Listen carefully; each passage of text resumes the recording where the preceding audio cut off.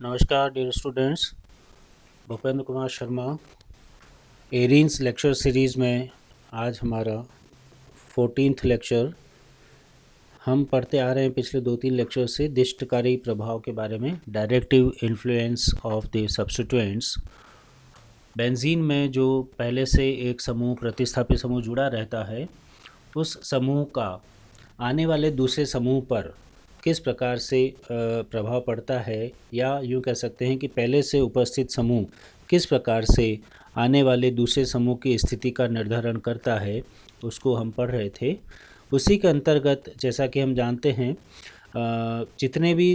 क्रियात्मक समूह जुड़े रहते हैं प्रतिस्थापी के रूप में बेंजीन रिंग के अंदर,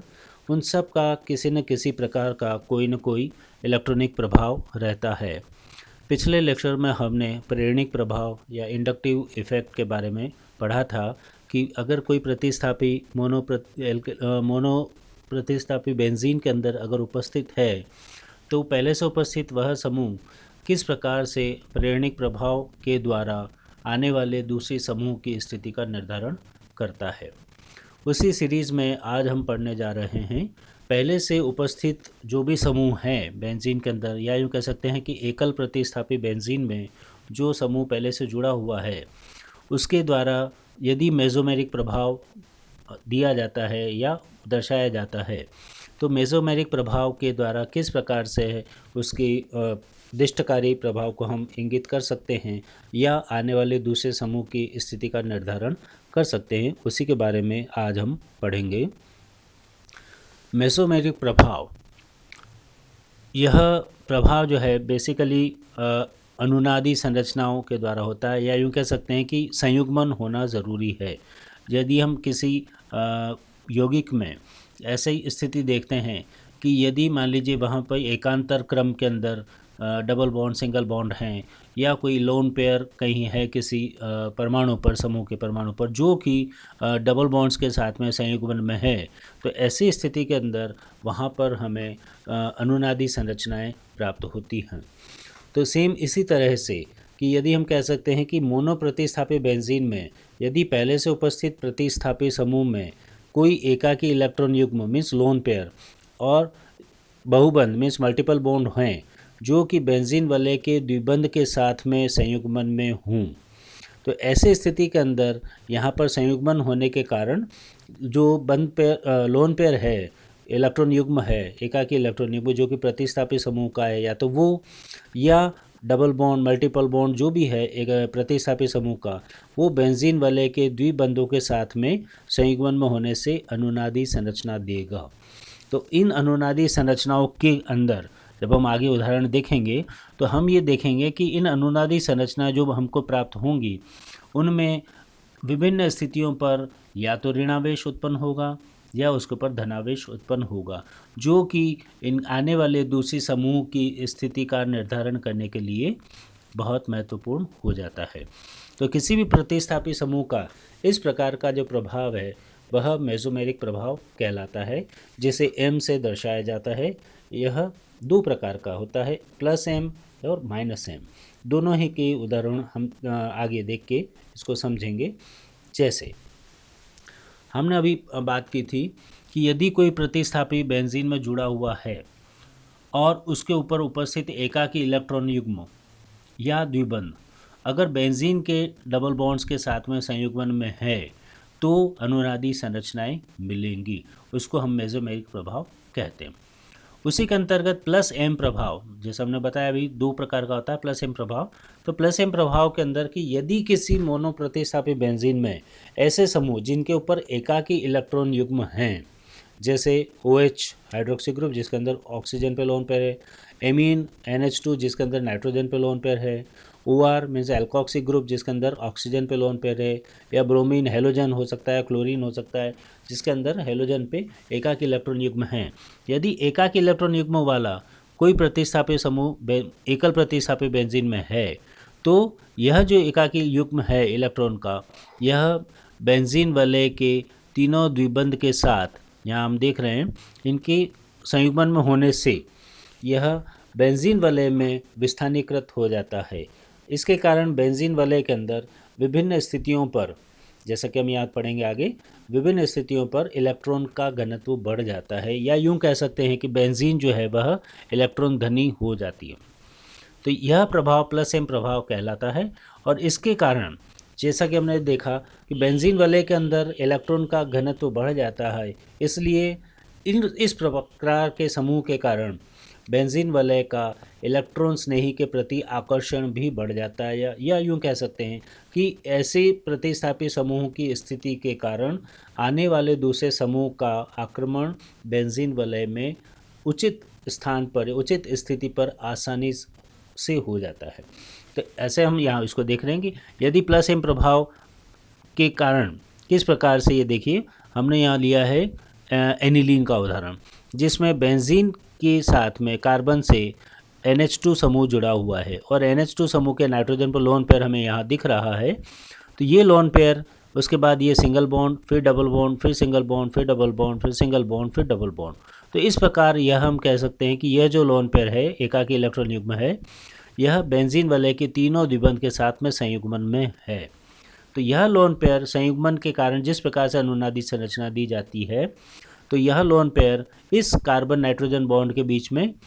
पाई बॉन्ड बनाने के लिए दिया जाएगा, और इस कार्बन के पाई बॉन्ड के इलेक्ट्रॉन आगे शिफ्ट हो जाते हैं। तो इस प्रकार से अनुनादी संरचना बनती है। तो पहली जो अनुनादी संरचना हमें यहाँ प्राप्त होती है, जिसके अंदर चूंकि नाइट्रोजन से लोन पेयर यहाँ से विस्थानीकृत हो गया है, तो इसलिए नाइट्रोजन पे धनावेश आ गया, और इस वाले पाई बंध के इलेक्ट्रॉन आगे इस स्थिति पे चले गए हैं, यहाँ पे इसके कारण ऋण आवेश उत्पन्न हो जाता है। तो इस वाली स्थिति, इस वाले अनुनादी संरचना में हम देख रहे हैं कि NH2 समूह के सापेक्ष इस ऑर्थो स्थिति पे ऋण आवेश आ गया। अब चूंकि ये ऋणावेश आगे के दोनों द्विबंध के साथ पुनः संयुग्मन में है, इसलिए यह ऋणावेश इसी प्रकार से फिर अनुनादी संरचना देगा। यहाँ पाई बंध बनाने के लिए विस्थानीकृत होगा, और इस पाई बॉन्ड के अगले वाले पाई बॉन्ड के इलेक्ट्रॉन इस पैरा स्थिति के ऊपर चले जाते हैं, जिसके कारण अनुनादी संरचना जो मिलती है, इसके अंदर इस पैरा स्थिति पे ऋणावेश उत्पन्न हो रहा है। तो यहाँ पे ऑर्थो स्थिति पे हुआ, यहाँ पे पैरा स्थिति पे हुआ। अब पुनः ये ऋणावेश यहाँ से विस्थानीकृत होता हुआ, और ये पाई बॉन्ड यहाँ से शिफ्ट होता है नेगेटिव चार्ज के रूप में। तो ये जो अगली संरचना में मिलती है, जिसके अंदर ऋणावेश दूसरी ऑर्थो स्थिति पे उत्पन्न हो रहा है। तो इन तीनों अनुनादी संरचनाओं में हम ये देख रहे हैं कि प्लस एम प्रभाव का समूह जैसे NH2 है, अगर ये जुड़ा हुआ है, तो इसके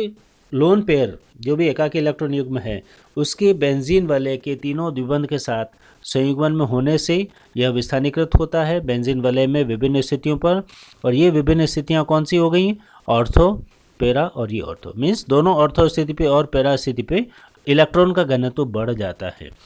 और जिसके कारण हम ये कह सकते हैं कि आने वाला इलेक्ट्रॉन स्नेही का मतलब इलेक्ट्रॉन लविंग स्पीशीज़, जो कि जहाँ ऐसे स्थिति पर आक्रमण करना चाहेगा जहाँ पर इलेक्ट्रॉन का घनत्व ज़्यादा हो। तो यहाँ पर हम देख रहे हैं कि एनिलीन में इस NH2 समूह के लोन पेयर के कारण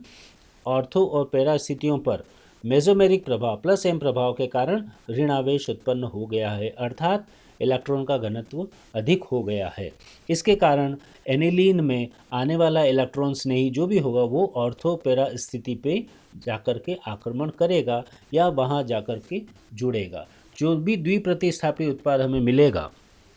उसके अंदर NH2 समूह पहले से जुड़ा हुआ है, और आने वाला दूसरा इलेक्ट्रॉन स्नेही ऑर्थो ये पैरा स्थिति पे जाकर के जुड़ता है। तो इसलिए हम कह सकते हैं कि NH2 समूह यदि बेंजीन वलय में पहले से उपस्थित है तो उसका दिष्टकारी प्रभाव ऑर्थो पैरा दिष्टकारी प्रभाव होगा।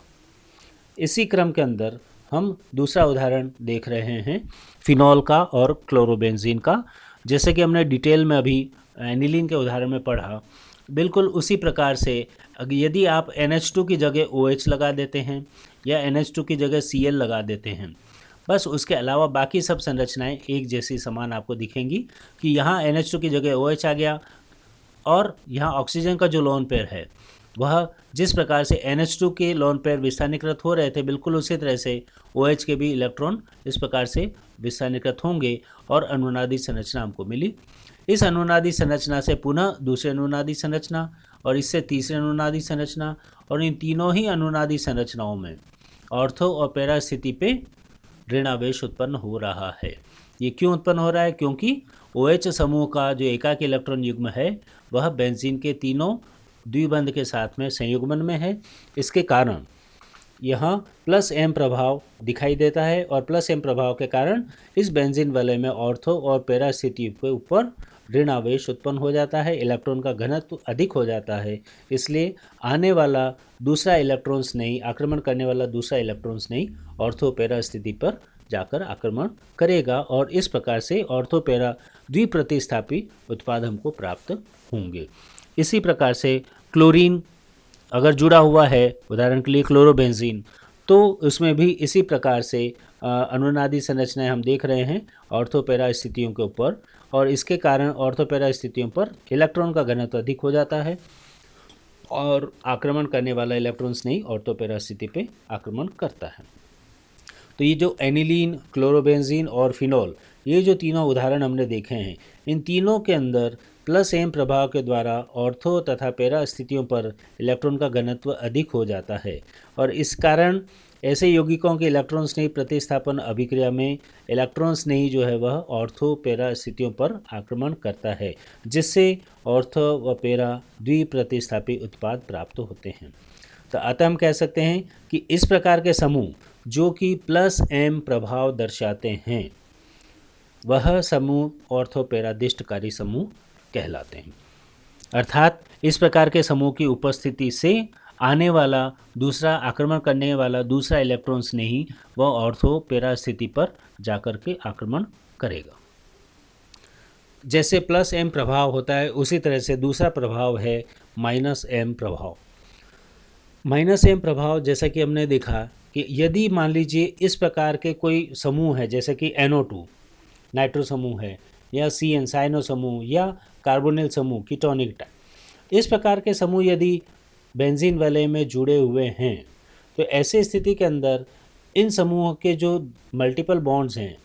बहुबंध हैं, डबल बॉन्ड्स हैं, वो बेंजीन वलय के द्विबंध के साथ में संयुग्मन में होते हैं और इस प्रकार के प्रतिस्थापी समूह के द्विबंध के साथ बेंजीन वलय के द्विबंध संयुग्मित अवस्था में होते हैं और ऐसी स्थिति में बेंजीन वलय के इलेक्ट्रॉन जो हैं वह इन समूहों की तरफ विस्थानीकृत हो जाते हैं, जिसके कारण यूँ कह सकते हैं कि बेंजीन वलय में जो इलेक्ट्रॉन की का जो घनत्व है वह कम हो जाता है या बेंजीन वलय इलेक्ट्रॉन न्यून हो जाती है। तो इस प्रकार के समूह यदि बेंजीन वलय में जुड़े हुए होते हैं तो बेंजीन वलय के अंदर विभिन्न स्थितियों पर इलेक्ट्रॉन का घनत्व कम हो जाता है और इस प्रकार का प्रभाव माइनस एम प्रभाव कहलाता है। इस प्रभाव के द्वारा चूंकि बेंजीन वलय में इलेक्ट्रॉन घनत्व कम हो रहा है, ऑर्थो पैरा स्थितियों पर धनावेश आ रहा है और इलेक्ट्रॉन स्नेही जब प्रतिस्थापन कराया जाता है तो चूंकि इन स्थितियों पर, इन ऑर्थो पैरा स्थितियों पर धनावेश उत्पन्न हो गया है, इसलिए आने वाला दूसरा इलेक्ट्रॉन्स नहीं ऑर्थो पैरा स्थितियों पर नहीं बल्कि मेटा स्थिति पर जाकर के जुड़ता है। तो इसलिए हम इसमें कह सकते हैं कि माइनस एम प्रभाव वाले समूह जैसे कि NO2, CN, CO, COOH, SO3H वगैरह वगैरह अगर जुड़े हुए हों तो ये सारे समूह जो हैं जो माइनस एम प्रभाव दर्शा रहे हैं या ऐसे समूह जिनके कारण बेंजीन वलय में इलेक्ट्रॉन का घनत्व कम होता है, तो ये सारे के सारे समूह बेंजीन वलय को इलेक्ट्रॉन स्नेही प्रतिस्थापन के प्रति विसक्रिय कर देते हैं। अर्थात ऑर्थो पैरा पर न जाकर के मेटा स्थिति पर आने वाला समूह जाता है, इसलिए यह मेटादिष्टकारी समूह कहलाते हैं।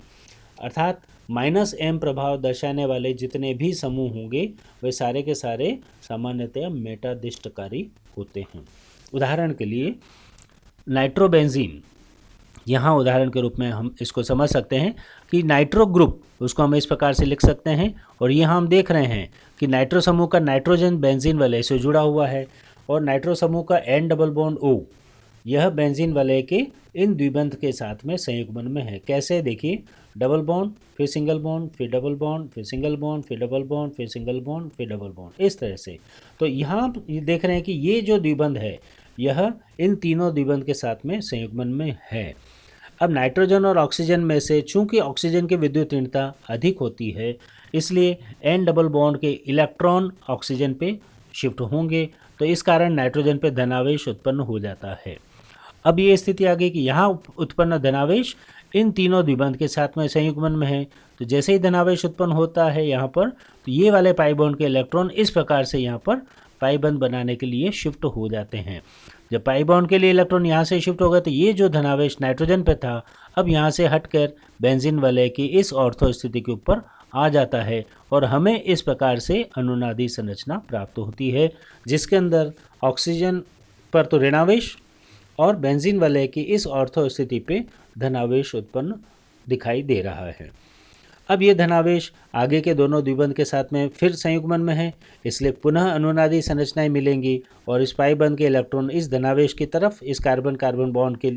तरफ शिफ्ट हो जाते हैं, पाई बंध यहाँ बनाएंगे और ये धनावेश यहाँ से इस स्थिति के ऊपर चला जाता है। तो इस प्रकार से हमें दूसरी अनुनादी संरचना प्राप्त होती है जिसमें धनावेश पेरा स्थिति के ऊपर आ जाता है। और यह तीसरी अनुनादी संरचना इसी प्रकार से देगा जिसके अंदर धनावेश यहाँ से हटके इस स्थिति पर मीन्स ऑर्थो स्थिति पे आ जाता है। तो हम ये कह सकते हैं कि नाइट्रोबेंजीन के अंदर नाइट्रो समूह के कारण बेंजीन वलय में ऑर्थो पेरा स्थितियों पर धनावेश उत्पन्न हो रहा है, अर्थात यह इलेक्ट्रॉन न्यून हो रही हैं। और जैसा कि हमने भाई में बताया था कि इलेक्ट्रॉन स्नेही का आक्रमण उन स्थितियों पर होता है जहां पर इलेक्ट्रॉन का घनत्व ज़्यादा हो, लेकिन यहाँ पर नाइट्रो समूह के कारण ऑर्थो पेरा स्थिति पर चूंकि इलेक्ट्रॉन का घनत्व कम हो रहा है, तो हम ये कह सकते हैं कि तुलनात्मक रूप से ऑर्थो पेरा स्थिति जहाँ पर धनावेश आ रहा है उसकी तुलना में मेटा स्थिति पे जहाँ पर कि धनावेश नहीं है, वह स्थिति जो है वह तुलनात्मक रूप से अधिक इलेक्ट्रॉन वाली है, अर्थात इलेक्ट्रॉन रिच है, यूँ कह सकते हैं। तो आने वाला जो भी इलेक्ट्रॉन्स नहीं होगा वो ऑर्थोपेरा पर न जाकर के बल्कि मेटा स्थिति पर जाएगा। तो इसलिए हम कह सकते हैं कि नाइट्रो समूह वह मेटादिष्टकारी होता है, अर्थात आने वाले दूसरे इलेक्ट्रॉन्स नहीं को मेटा स्थिति पर जाने के लिए प्रेरित करता है या मेटा स्थिति को की ओर आक्रमण के लिए दिशा प्रदान करता है। -m प्रभाव के और उदाहरण आपके सामने यहाँ एसिटोफिनोन। एसिटोफिनोन के अंदर जैसे हम देख रहे हैं CH3CO, ये जो ग्रुप है C डबल बॉन्ड O का ये कार्बन बेंजीन वलय के साथ जुड़ा हुआ है और C डबल बॉन्ड O का ये multiple bond double bond in तीनों द्विबंध के साथ में संयुग्मन में है। इस कारण जैसा कि हमने बताया कि ये पाई बॉन्ड के इलेक्ट्रॉन ऑक्सीजन पे जाएंगे, अधिक विद्युतऋणी हैं। सामान्य कार्बोनिल समूह के अंदर जिस प्रकार से ध्रुवण हो जाता है आक्रमण के समय, तो इस कारण तो ऑक्सीजन पे ऋणावेश और इस कार्बन के ऊपर यहाँ धनावेश उत्पन्न होगा। जैसे ही धनावेश उत्पन्न होगा ये तीनों द्विबंध के संयुग्मन में होने से इस निकटतम पाई बंध के इलेक्ट्रॉन यहाँ पर शिफ्ट हो जाते हैं और ऑक्सीजन पे इस प्रकार से यहाँ ऋणावेश उत्पन्न हो गया और इस ऑर्थो स्थिति के ऊपर धनावेश उत्पन्न हो जाता है। तो पहली अनुनादी संरचना जिसमें ऑक्सीजन पर ऋणावेश यहाँ दिख रहा है और बेंजीन वलय की ऑर्थो स्थिति पे धनावेश दिख रहा है। यह अनुनादी संरचना पुनः इस प्रकार से अनुनादी संरचना हमको यहाँ देती है जिसमें यह धनावेश यहाँ से पाई बंध के माध्यम से विस्थानीकृत होता हुआ पेरा स्थिति पे आ जाता है और यहाँ पुनः तीसरी अनुनादी संरचना जिसमें पाई बंध के इलेक्ट्रॉन यहाँ शिफ्ट हो गए और धनावेश इस स्थिति पे आ गया ऑर्थो स्थिति पे। तो हम ये कह सकते हैं कि एसिटोफिनोन में इस CO समूह के कारण, COCH3 समूह के कारण, पाई मल्टीपल बॉन्ड के कारण बेंजीन वलय में ऑर्थो और पेरा स्थिति के ऊपर धनावेश उत्पन्न हो रहा है, अर्थात यह स्थितियाँ इलेक्ट्रॉन न्यून हो रही हैं। इसके कारण आक्रमण करने वाला या ऐसे यौगिक का जब भी हम इलेक्ट्रॉन स्नेही प्रतिस्थापन इसके अंदर अभिक्रिया कराएंगे तो आक्रमण करने वाला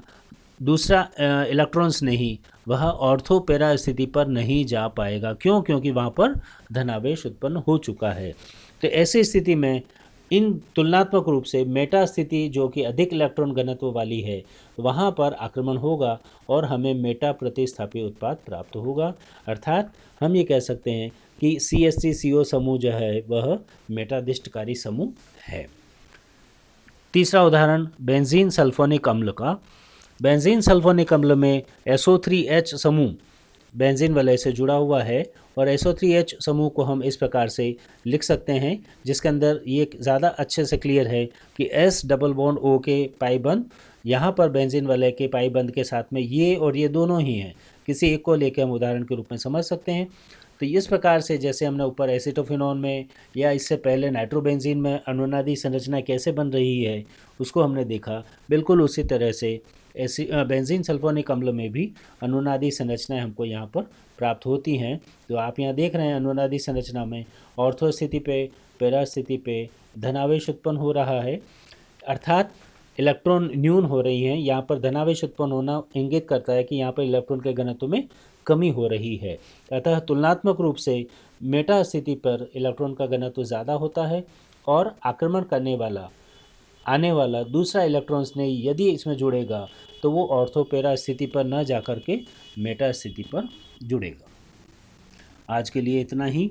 आशा है आपको मेसोमेरिक प्रभाव के कारण दिष्टकारी प्रभाव किस प्रकार से समझ सकते हैं उसको आप आसानी से समझ पाए होंगे। अगले लेक्चर में हम फिर मिलेंगे, तब तक के लिए धन्यवाद।